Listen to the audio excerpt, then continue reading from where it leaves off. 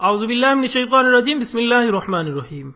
خواتین حضرات، knowledge factory میں خوش آمدید۔ ناظرین اکرام، برسوں سے پر اسراریت کی دھند میں لپٹی بحری اور ہوائی جہازوں کو نگل لینے والی برمودا ٹرائینگل ہمیشہ سے ہی انسان کے لیے ایک چبھتا ہوا سوال رہی ہے۔ یہ شیطانی تکون دراصل بحر اوقیانوس میں واقع سمندر کا ایک مخصوص حصہ ہے، جس کا ایک کونا برمودا، دوسرا پورٹوریکو اور تیسرا میلبورن سے جا ملتا ہے، اور ان تینوں کونوں کے درمیان پیدا ہونے والے اس خلا کو برمودا تکون کا نام دیا جاتا ہے۔ خواتین و حضرات، یہ سمندری تکون 7 لاکھ اسکوائر کلومیٹر کے رقبے پر پھیلی ہوئی ہے۔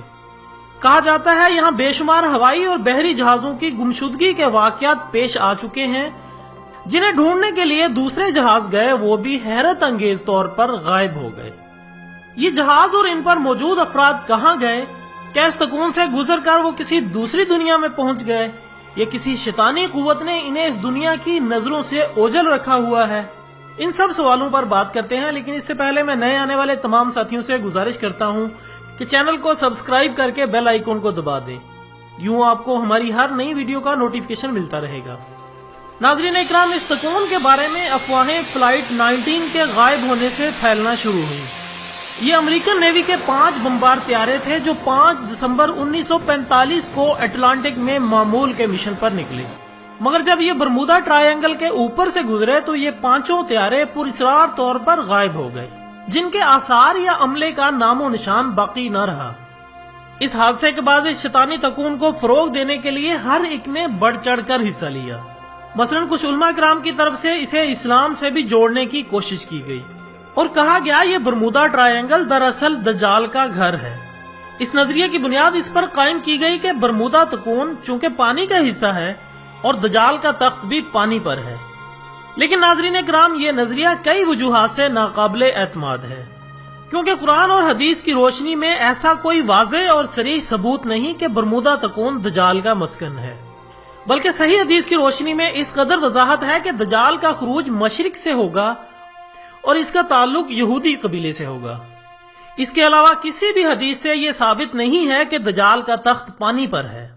البتہ حدیث میں یہ بات ضرور آئی ہے کہ ابلیس کا تخت پانی پر ہے۔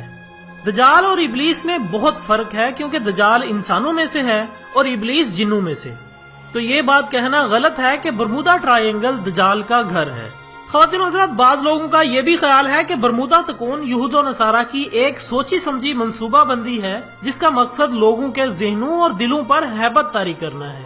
یاد رہے، تکون کا ایک سرا فلوریڈا سے ملتا ہے، اور فلوریڈا کا مطلب ہے اس خدا کا شہر جس کا انتظار کیا جا رہا ہے۔ ناظرین اکرام، یہ نظریہ کافی حد تک عقل کو متاثر کرتا ہے، اور لگتا ہے یہود و نصارہ مستقبل میں اپنے کسی مفاد کے لیے اس نئے خدائی تصور کا استعمال کرنے والے ہیں، جسے نیو ورلڈ آرڈر کا نام بھی دیا گیا ہے۔ اس لیے ابھی سے ہی برمودا تکون کے نام سے دنیا والوں پر ہیبت طاری کیے ہوئے ہیں۔